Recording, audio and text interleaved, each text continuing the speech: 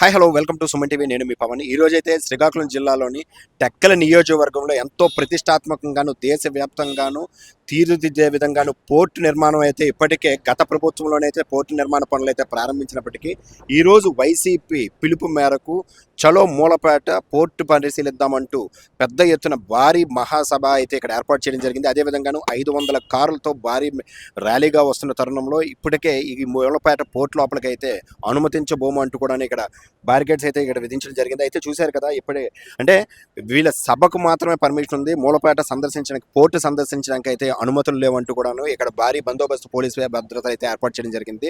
అందులో భాగంగానే లోపలికి వెళ్ళినటువంటి ప్రవేశ ద్వారాన్ని ఏదైతే రోడ్లు ఉంటున్నాయో వీటన్నిటిని కూడాను లారీలతోనూ అదేవిధంగా బారికేడ్లతో పెట్టి చాలా ఎక్కువగాను పోలీస్ బందోబస్తుని అయితే ఇక్కడ ఏర్పాటు చేయడం జరిగింది. ఎటువంటి అనుమతులు లేకుండా లోపలికి అయితే అనుమతించబోము అంటున్నారు. అయితే ఇప్పటికే మొత్తం ఉత్తరాంధ్ర నుంచి కూడాను అందరు నాయకులు కూడాను ఉత్తరాంధ్ర నుంచి అయితే ఇక్కడికి రావడం అయితే జరుగుతుంది. వైసీపీ నాయకులందరూ కూడాను 3 జిల్లాల నుంచి వచ్చినటువంటి మంత్రులు కానీ అదేవిధంగాను నాయకులు ప్రతి ఒక్క పార్టీ కార్యకర్తలు కూడాను భారీ ఎత్తున అయితే ఇక్కడికి రావడం జరుగుతుంది. అయితే సుమారు 2000 నుంచి 3000 మంది కార్యకర్తలతో ఇక్కడ ఏర్పాటు చేసినటువంటి బహిరంగ సభకి అయితే అందరు నాయకులు వస్తున్నారు.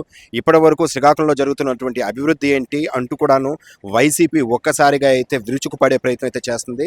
అయితే ఇప్పటి వరకు ప్రతిపక్షంలో ఉన్నటువంటి వైసీపీ ఒక్క కార్యాచరణ కూడా లేకపోయినప్పటికీ మొట్టమొదటి కార్యాచరణగాను మూలపేటని సందర్శిద్దాము, అభివృద్ధి ఎంతవరకు అయిందంటూ కూడా ఇక్కడైతే సందర్శించడం జరిగింది. దానిని అడ్డుకునే ప్రయత్నంగాను ఇక్కడ లోపలికి ఎటువంటి అనుమతులు లేకుండా కూడా అయితే బారికేడ్స్ అయితే పెట్టారు. ఇక్కడికి ఇప్పటికే చూస్తున్నాం కదా విజువల్స్లోని భారీ బందోబస్తుతో అయితే పోలీస్ యంత్రాంగం మొత్తాన్ని కూడా ఇక్కడైతే ఏర్పాటు చేయడం జరిగింది. అయితే ఇంతమంది భారీ బందోబస్తుని ఎందుకు ఏర్పాటు చేశారు?